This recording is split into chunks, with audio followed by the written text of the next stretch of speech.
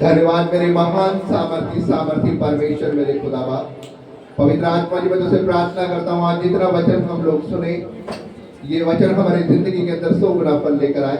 प्रभु हम इस वचन से प्यार करते हैं और ये वचन हमारे शुद्ध रहने का और हमारे उद्धार का प्रभु यीशु कारण है मेरे खुदा। प्रभु हम इस वचन से प्यार करते हैं, हम इसका आदर सम्मान करते हैं और प्रभु हम इस वचन को अपने हृदय के अंदर आना मांगते हैं मेरे खुदा। प्रभु आज जब तेरा वचन हमारे जीवन में आए, ताकि हमारे बंधनों को, श्रापों को तोड़े और वचन के द्वारा हम प्रभु की फलवंत होते जाए। हम ये प्रार्थना मांगते अपने उद्धार करता प्रभु यीशु के नाम से सब जन बोले आमीन। हालेलुया। आज का वचन है जो परमेश्वर आपके जीवन में जब दुख लेकर आता है तो वो दुख आपको गिराने के लिए नहीं, आपको बढ़ाने के लिए होते हैं। हालेलुया। हम परमेश्वर के वचन से पढ़ेंगे रूत की किताब, उसका पहला अध्याय और उसकी 16 आयत को साथ में हम लोग पढ़ेंगे।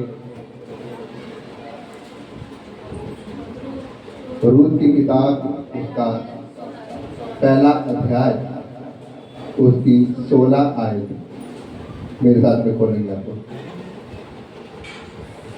जिसने खोल लिया वो ऊंची आवाज से पढ़ दी। रूत उसका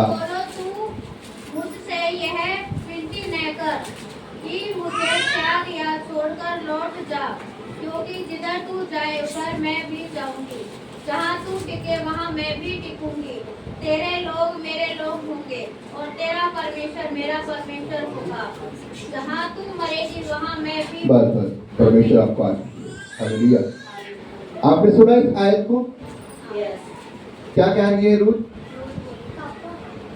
यहाँ पर बाइबल इस प्रकार से बताती है, एक लड़की है रूत और उसके जीवन में अचानक ही एक ऐसा मोड़ आ जाता है, उसके जीवन में बहुत सारा दुख आ जाता है। उसकी एक लाइफ, एक बहुत ही ब्लेस्ड लाइफ चल रही थी, बहुत ही आशीषित लाइफ चल रही थी, लेकिन अचानक ही उसके जीवन में दुख आता है और जब वो दुख उसके जीवन में आता है तो वो दुख के वजह से उसका पूरा परिवार क्रैश हो जाता है।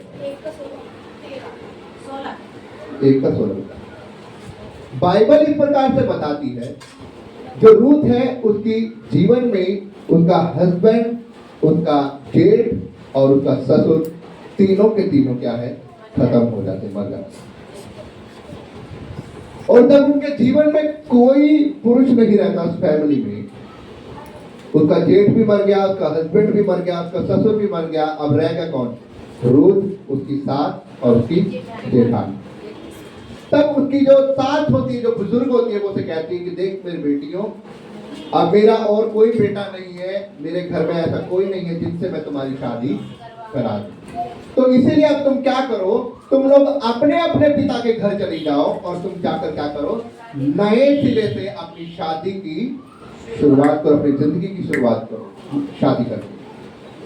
अब बाइबल इस प्रकार से बताती है कि जो रूत की जो जेठानी थी वो क्या करती है, वो अपने पिता के घर चली जाती है और वो नए सिरे से अपनी जिंदगी की शुरुआत करती है, नई शादी करती है। लेकिन बाइबल इस प्रकार से बताती है, जो रूत है वो इस 16 आयत को जिसको आपने पढ़ा, वो बोलती है कि तू मुझसे इस विनती को ना कर, जिधर तू जाएगी उधर मैं जाऊंगी, जिधर तू टिकेगी उधर मैं टिकूंगी। जो तेरे लोग होंगे वो मेरे लोग होंगे और जो तेरा परमेश्वर होगा वो ही मेरा परमेश्वर। हालेलुया। बाइबल इस प्रकार से बताती है, उसके जीवन में दुख आया, तकलीफ आई, परेशानी आई, लेकिन उसने क्या किया, उसने अपने आप को पीछे नहीं हटाया, परंतु वो और आगे बढ़ी। हालेलुया।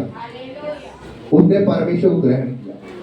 उससे पहले वो परमेश्वर को नहीं जानती थी, लेकिन बाइबल में लिखा जो उसकी सास थी वो परमेश्वर का भय मानने वाली थी और जब उसकी उस फैमिली में शादी हुई तो उसने कहा जो तेरा परमेश्वर होगा वो ही मेरा परमेश्वर होगा। उसने परमेश्वर को ग्रहण किया। हालेलुया। इसलिए मैं आपको बताना चाहता हूँ, यहाँ पर बाइबल बताती है जब आपके जीवन में दुख आता है, वो दुख आपको गिराने के लिए नहीं, वो दुख आपको बढ़ाने के लिए आता है। हालेलुया। मेरे भाई और बहनों, बहुत से लोग आज ऐसे हैं, जब उनके जीवनों में दुख आता है, तकलीफ आती है, तो वो परमेश्वर से फिर जाते हैं, पीछे हट जाते हैं और वो परमेश्वर को मानना छोड़ देते हैं। याद करें आप उस समय को जब आप परमेश्वर को नहीं जानते थे, आपके जीवन में बहुत सारी दिक्कतें परेशानियां थी, लेकिन जब आपको परमेश्वर का सुसमाचार पहुंचा, कैसे न कैसे किसी ने आपको परमेश्वर के बारे में बताया, खुदा का कलाम आपके कानों में पहुंचा, परमेश्वर के बारे में आपने सुना, और जब आप परमेश्वर के भवन में आए, आपने प्रार्थना करनी शुरू करी, आपके जीवन में से वो दुख दूर हुई। हालेलुया। याद रखना, आज आपके जीवन में दुख है तो कल आपके जीवन से वो दुख दूर जरूर जाएंगे, आपके जीवन में एक बड़ा मुकाम जरूर आएगा। हालेलुया। क्योंकि बाइबल बताती है, जब अंधेरा होता है तो अंधेरे के बाद एक नया उजाला आता है। हालेलुया। आज आपके जीवन में दुख है, लेकिन याद रखना, जब आप परमेश्वर में बने हुए हैं, आपके जीवन का वो दुख दूर हो जाएगा और आनंद का बदल जाएगा। हालेलुया। बाइबल ये नहीं कहती कि जब आप परमेश्वर में होते हैं आपके जीवन में दुख नहीं आएगा। बाइबल ये नहीं कहती। अगर आपको कोई ऐसा कहता है कि परमेश्वर के साथ चलो, परमेश्वर के पीछे होकर चलो, परमेश्वर में होकर चलो, परमेश्वर को अपना जीवन दे दो और आपके जीवन में दुख, मैं कह रहा हूं गलत है। बाइबल में कहीं नहीं लिखा। बाइबल में परमेश्वर ने खुद कहा है, प्रभु यीशु मसीह ने खुद कहा है, उन्होंने क्या किया है, उन्होंने जब मुझे सताया है तो वो तुम्हें भी, उन्होंने मुझे परेशान किया, वो तुम्हें भी परेशान किया। जब मैंने दुख उठाया तो तुम्हें भी दुख उठाना है। इसलिए उसने कहा, अपना क्रूस उठाकर मेरे पीछे होकर चलो। इसका मतलब दुख आएंगे, लेकिन उन दुखों में क्या करना है, हमें परमेश्वर में विश्वास में बना रहना है और परमेश्वर के साथ होकर चलना है। कई लोग होते हैं जो परमेश्वर में आते हैं और जब उनके जीवन में कुछ उनकी ब्लेसिंग नहीं आती, उनका वीजा नहीं लगता, उनकी बीमारी दूर नहीं होती, लेकिन वो भटक जाते हैं और वो परमेश्वर से पीछे हट जाते हैं। वो कहते हैं, मैं परमेश्वर को नहीं मान सकता। क्यों? क्योंकि मेरी तो काम ही नहीं बना मेरा, तो जिस काम के लिए मैं आता। लेकिन बाइबल का परमेश्वर इस प्रकार से बताता है, जब रूथ के जीवन में दुख तकलीफ आई तो वो पीछे नहीं हटी, वो आगे बढ़ी और वो परमेश्वर के साथ चली। और जब बाइबल बताती है वो उसके साथ होकर चली, अपनी साथ के साथ होकर चली, तो बाइबल बताती है वो जिस खेत के अंदर जाती थी, वो क्या कहते हैं उनको, बालों को भीनने के लिए जाती थी, गेहूं के बालों को भीनने के लिए जाती थी। बाइबल बताती है वो उस खेत की मालकिन हो गई। हालेलुया। उसका वो जो दुख था, वो संघर्ष था, वो आनंद में बदल गया। हालेलुया। क्यों? क्योंकि उसके जीवन में दुख आया, लेकिन वो उस दुख में पीछे नहीं हटी। उसने ये नहीं कहा कि नहीं, मैं चली जाऊंगी अपनी सास को छोड़कर। याद सोचे जरा अपने दिमाग से, अगर रूथ भी अपने घर में वापस चली जाती अपने माता पिता के घर में, तो क्या वो परमेश्वर को जान पाती? क्या वो परमेश्वर को मान पाती? क्या उसके जीवन में वो आनंद आता है? वो जिस खेत में वो भीनने के लिए जाती थी, क्या वो उसकी मालकिन बन पाती? लेकिन बाइबल इस प्रकार से यहाँ पे बताती है, वो कहती है कि जो तेरे लोग होंगे वो मेरे लोग होंगे, जो तेरा परमेश्वर होगा वो ही मेरा परमेश्वर होगा, और मैं उसी परमेश्वर के साथ चलूंगी। और बाइबल बताती है कि उसकी सास उसको लेकर गई और तब वो जाते हैं दोनों जनी, और वो जिस खेत के अंदर होकर जाती है, वो फिरने के लिए जाती है, परमेश्वर उस खेत की मालकिन उसे बना देता है। उसके जीवन में एक ऐसे व्यक्ति को लेकर आता है जो परमेश्वर का भय मानने वाला होता है, परमेश्वर की भक्ति करने वाला होता है और परमेश्वर का वफादार इंसान होता है। हालेलुया। परमेश्वर आपकी जिंदगी में ऐसा मुकाम लेकर आएगा। याद रखना, जब जिंदगी में आपके दुख आते हैं, वो आपको दुख गिराने के लिए नहीं, वो दुख आपको बढ़ाने के लिए आते हैं। लेकिन आपको ये लगता है कि शायद ये कर्जा मेरे ऊपर आ गए, ये बीमारी मेरे ऊपर आ गए, मेरे हालात ऐसे हो गए हैं, अब तो मेरा खात्मा हो जाएगा, अब तो मैं बर्बाद हो जाऊंगा। लेकिन परमेश्वर कहता है, अगर तू वफादारी में बना हुआ है, तू ईमानदारी में बना हुआ है, तू मेरे साथ वफादार है, तो अगला समय तेरा बढ़ता हुआ आएगा। हालेलुया। वो गिरेगा नहीं आपका, वो दुख तकलीफ नहीं गिरा पाएगी आपको, लेकिन आपका विश्वास देखना चाहता है। क्या आप परमेश्वर में बने हैं, या आप रूथ की जेठानी की तरह लौट गए हैं वापिस? बाइबल बताती है अय्यूब के ऊपर दिक्कत आई, लेकिन वो फिर भी क्या कर रहा है, परमेश्वर की महिमा कर रहा है। वो गिरा नहीं। शैतान बार बार चाह रहा था कि वो एक बारी निंदा कर दे, एक बारी बोल दे, उसके जीवन में दुख आ गया, बोल दे, वो परमेश्वर की निंदा कर दे।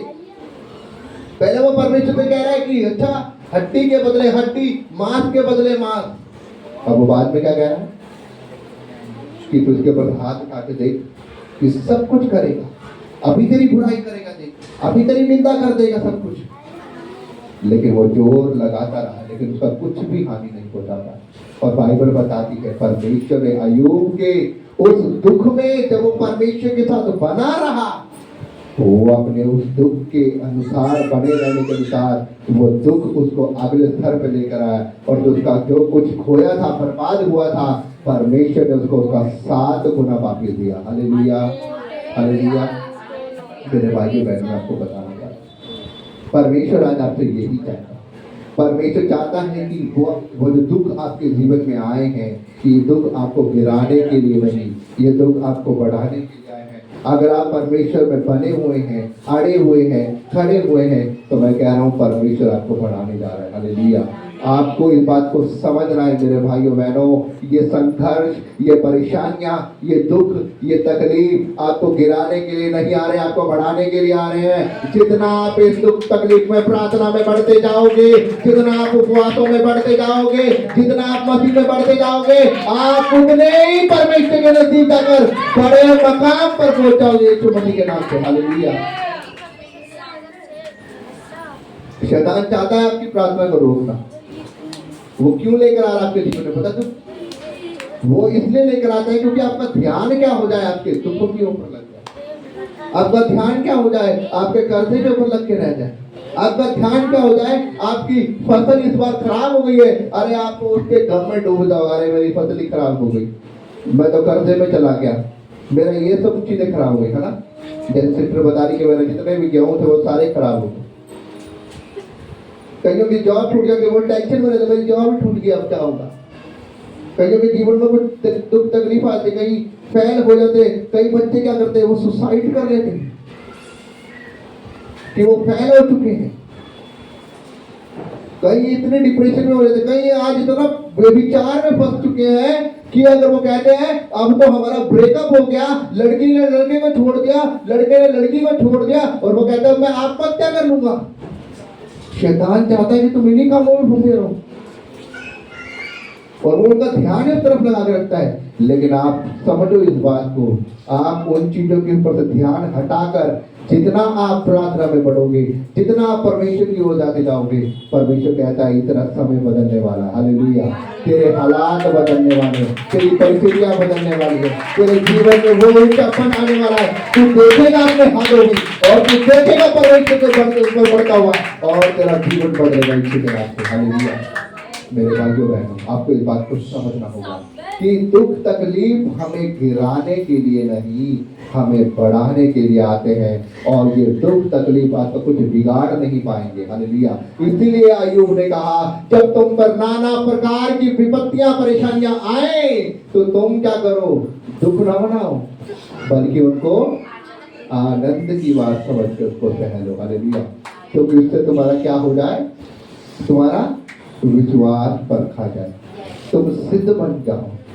शैतान को पता लग जाए कि मैं तो इनको दुख दे रहा हूँ, तकलीफ दे रहा हूँ, परेशानी दे रहा हूँ, लेकिन गिर ही नहीं रहा, ये तो सिद्ध होता जा रहा है और मजबूत होता जा रहा है। तो मेरे भाइयों बहनों, आपको इस बात को समझना, मैं विश्वास करता हूँ कि आप इस बात को समझ पा रहे हैं। हालेलुया। आप समझ पा रहे हैं कि आज से हमारे जीवन में जब कभी दुख आए तो वो हमें गिराने के लिए नहीं। आपको ये नहीं करना, आपको कुड़कुड़ाना नहीं है। अब ये भी हो गया मेरे जीवन में, अब ये भी होगी परेशानी, अब ये कर्जा भी आ गया, अब ये सिलेंडर भी खत्म हो गया, ये भी खत्म हो गया, ये चीज भी खराब होगी, ये चीज भी खराब होगी। अरे आपको दुख नहीं बनाना, आपको क्या करना है, उस समय घुटनों पर आना है। हालेलुया। आपको क्या करना है, घुटनों पर आना है। याद रखना, जो लोग घुटनों पर आना नहीं जानते ना, वो अपनी जिंदगी में कुछ काम ही नहीं कर सकते। इस बात को याद रखना। जिन्होंने घुटनों पर एक एक घंटा नहीं बिता सकते जो लोग, वो अपनी जिंदगी में कुछ नहीं कर सकते। परमेश्वर को पसंद है वो लोग जो अपने समय को घुटनों पर आना जानते हैं। क्योंकि परमेश्वर का घुटनों पर आना परमेश्वर को पसंद आता है। स्मरण आता है कि ये व्यक्ति घुटनों पर आकर मुझसे प्रार्थना करता है। जब इसने घुटनों पर आकर मुझसे प्रार्थना करी है तो मैं कैसे भूल जाऊं कि अब ये कर्जे में है और मैं इसको आजाद ना करूं। हालेलुया। मैं कैसे भूल जाऊं कि ये जीवन में संघर्ष है और मैं इसे संघर्ष से बाहर ना निकालूं। इसलिए मेरे भाइयों बहनों, घुटनों पर आने की आदत डाल लो। जितने लोग घुटनों पर आना नहीं जानते वो शैतान को कभी हरा नहीं सकते, क्योंकि बाइबल बताती है कि जब आप घुटनों पर आते हो, प्रार्थना करते हो, बाइबल का परमेश्वर कहता है, पतरस ने क्या किया जब वो उस लड़की को जिलाने गया जिसको ऊपरी कोठरी में रखा गया था, किसको? तबीता को। उसने कहा, हे तबीता उठ। वो घुटने टेके उसने ऊपर जाकर। उसने क्या किया? ऊपर कोठरी में जिसमें उसको निला धुला कर रखा हुआ था, उसने घुटने टेके और घुटने टेक कर प्रार्थना की और वो लड़की उठ बैठी। अब आप बोलोगे घुटने टेकने का मतलब क्या है? घुटने टेकने का मतलब है ऊंचे स्तर की प्रार्थना। घुटने टेकने का मतलब है ऊंचे स्तर की प्रार्थना। जब आप घुटनों पर आके प्रार्थना करते हैं, आप ऊंचे स्तर पे जाकर प्रार्थना करते हैं, आप लंबी प्रार्थना करते हैं, आप परमेश्वर से प्रार्थना करते हैं, आप परमेश्वर के सामने सरेंडर कर चुके हैं अपने आप को और आप परमेश्वर के अधीन आ चुके हैं। जब आप घुटनों पर आके प्रार्थना करेंगे, परमेश्वर आपकी प्रार्थना को स्मरण करेगा और वो आपके जीवन में कार्य करेगा। हालेलुया। तो मैं विश्वास करता हूं मेरे भाई बहनों, आप इस वचन को समझ पा रहे हैं। जो दुख आपके जीवन में आ रहे हैं वो आपको गिराने के लिए नहीं, वो आपको ऊंचे करने के लिए आ रहे हैं। परमेश्वर के ऊपर करके पड़े और सुने जाने पर आशीष हो।